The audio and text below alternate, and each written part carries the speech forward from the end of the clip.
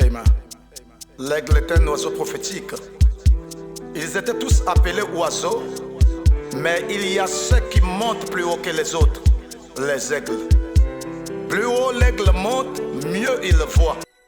Que le Seigneur Jésus-Christ vous bénisse. Dans la Genèse, après Adam et Ève, nous avons encore un autre nom qui sort et qui attire beaucoup l'attention des gens. C'est le mot Caïn ou encore le mystère Caïn. Parce que autour de Caïn, il y a plusieurs choses, encore plusieurs déclarations, plusieurs positions, plusieurs idées sur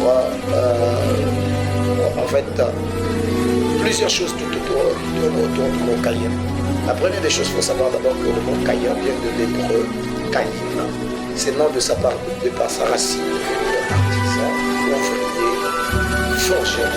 Il évoque l'effort de celui qui compte sur son habileté et sur sa persévérance pour sa subsistance, pour exécuter un travail et en tirer sa subsistance. Il convient à merveille pour désigner l'humanité laborieuse en marche vers la royauté de la force. Donc, si nous pouvons nous arrêter là, ça c'est d'abord sur le nom, parce que avec le temps, comme nous allons essayer un peu d'aller un peu plus loin que ça, vous allez découvrir que autour de Caïn, plusieurs réalités se passent. D'abord, on doit répartir dans la Genèse. Bien sûr, dans la Genèse, la Bible dit Adam connut Ève, nous sommes dans Genèse 4, verset 1er. Adam connut Ève, sa femme, elle conçut et enfanta Caïn, et elle dit j'ai formé un homme avec l'aide de l'Éternel. Là, cette déclaration a posé a fait couler beaucoup de l'encre, parce que plusieurs personnes vont finir par mal comprendre ou encore mal interpréter cette déclaration. Donc, est-ce Caïn est le fils, Caïn est-il le fils d'Adam et ou non? Donc, nous revenons dans le livre de la Genèse, dans Genèse 5, verset 1er. Il y a encore une autre déclaration qui pourrait nous étonner ou encore nous étonner. C'est quand la Bible déclare voici dans le Genèse 5, verset 1er, voici le livre de la postérité d'Adam. Lorsque Dieu créa l'homme, il le fit à la ressemblance de Dieu. Il créa l'homme et la femme. Il les bénit et il les appela du nom d'homme lorsqu'ils furent créés. La Bible dit dans le verset 3, Adam, âgé de 130 ans, engendra un fils à sa ressemblance, selon son image.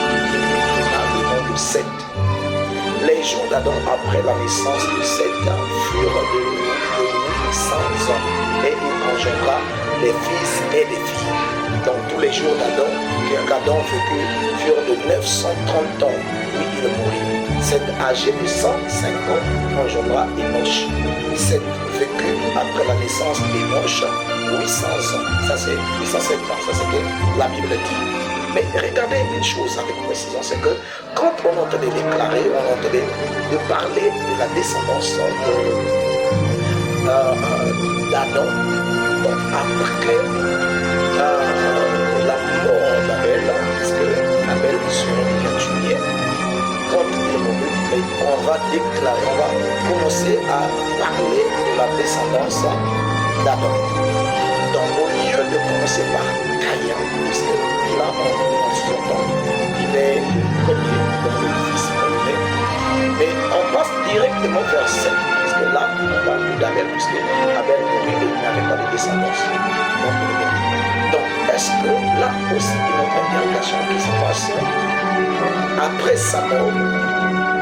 Donc on passe directement au Caïn était encore vivant, le Caïn a eu des descendants. Mais quand on parle des descendants d'Adam, on passe directement à Seth. Qu'est-ce qui se passe?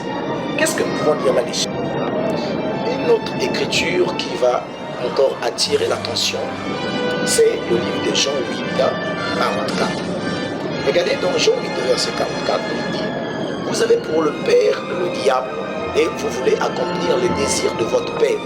Il a été meurtrier dès le commencement. Il ne se tient pas dans la vérité parce qu'il n'y a pas de vérité en lui. Lorsqu'il profère des mensonges, il parle de son propre car il est monteur de mensonges.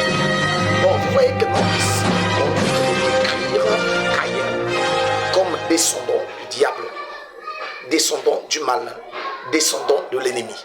Or, là, nous avons beaucoup d'interrogations parce que jusqu'à présent, les gens vont dire que non, mais qu'est-ce qui se passe? Comment se fait-il que non, on dit que non, c'est de par Dieu que j'ai enfanté un homme, voilà, et de l'autre côté, on montre les descendants d'Adam, mais on ne mentionne pas le premier-né, et là, on qualifie par rapport aux actes qu'il a fait, le meurtrier, parce que quand on parle de la création, celui qui a été meurtrier, c'était Caïn, est considéré comme l'œuvre ou encore comme un ouvrier du malin, comme un descendant du malin. Maintenant, qu'est-ce qu'il faut comprendre? Devons-nous considérer Caïn comme l'enfant d'Adam ou comment? En fait,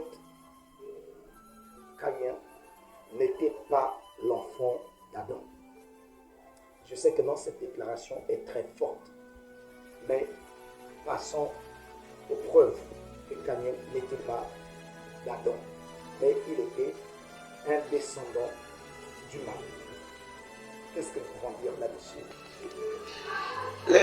Bon, peut-être ça sera un peu difficile de comprendre, mais il faut souligner que tout ce qui vient au monde, c'est toujours Dieu qui permet, qui est l'auteur de la vie. Chaque être est toujours, que ce soit Judas, c'est Dieu, le programme de Dieu. Satan n'est pas un créateur, n'est pas tout cela. Mais il y a une sémence. Déjà dès le commencement, la prophétie dit que non, il y aura la sémence de la femme et la sémence du serpent. Oh, regardez, le serpent a une sémence. La Bible qui dit cela, dans le livre de Genèse chapitre 3, on dit que non, il y a la sémence de la femme et la sémence du serpent. On peut le prouver dans le livre de la Genèse. Dieu dit dans Genèse chapitre 3, à partir du verset 14 à 15, il dit ceci, je cite. L'Éternel Dieu dit au serpent, puisque tu as fait cela, tu seras maudit entre tout le bétail et entre tous les animaux des champs. Tu marcheras sur ton ventre et tu mangeras de la poussière tous les jours de ta vie. Et il dit encore, je mettrai inimitié entre toi et la femme, entre ta postérité et sa postérité. Celle-ci t'écrasera la tête et tu lui blesseras le talon. Donc là, on parle qu'il y a deux postérités, en d'autres termes, deux sémences. Il y a la postérité du serpent et la postérité de la femme. Or, la femme, d'après scientifiquement parlant, la femme ne peut pas avoir des sémences. Mais là, on décrit déjà la naissance de Jésus parce que ce n'était pas une sémence que l'homme aurait mis pour qu'il y ait l'enfant Jésus. Et de l'autre côté, on parle du serpent qui aurait une postérité, donc une sémence. Et quelle est la sémence là? C'est à partir de Caïn. De Caïn est sortie une autre race. Le Caïn, physiquement, était le serpent, mais l'âme était démoniaque. Mais je vous allais dire que non, mais scientifiquement, ça ne peut pas, il ne peut pas avoir vraiment accouplement. Et bien sûr que oui, c'était possible en ce temps-là. Parce que c'est quoi? La femme, donc Ève, a eu le contact avec le serpent. Les gens diront que non, tout cela, c'est un problème de révélation. C'est un problème de révélation. Parce que s'il n'y a pas accouplement, il ne peut pas avoir de sémence. Comment la femme aura-t-elle une sémence et comment le serpent aura-t-il une postérité? D'où provient cette postérité? Bien sûr, il y a une postérité. On a déjà montré du côté de la femme. La femme, oui, c'est la femme qui, on dit déjà Ève. C'est la mère de tout être sur la terre. Donc, de Ève est sorti Caïn et Abel. Par, oui, tout le monde, on a dit tout cela. Oui, c'est vrai que non. Là, on a dit que non. Caïn a connu sa femme. Et on dit que non, a enfanté Caïn. Donc, Abel a connu sa femme, a enfanté Caïn. On dit, et encore Abel. En fait, c'était un mystère. Donc, on ne pouvait pas savoir. En réalité, Caïn, le serpent, a commencé. Et ensuite, Caïn et disons Adam est venu. C'était le même jour, les deux, cet acte s'est posé. Ce n'était pas tout ça. On dit que non, après avoir été avec le serpent, on dit que non, quand la femme a remarqué qu'elle était nue, ensuite elle a donné le fruit à son mari. Donc, vous voyez, le fruit, ils étaient l'acte sexuel. Ce n'était pas simplement comme ça. Mais comment se fait-il que, quel est ce fruit qui pousse les gens à sentir qu'ils étaient nus?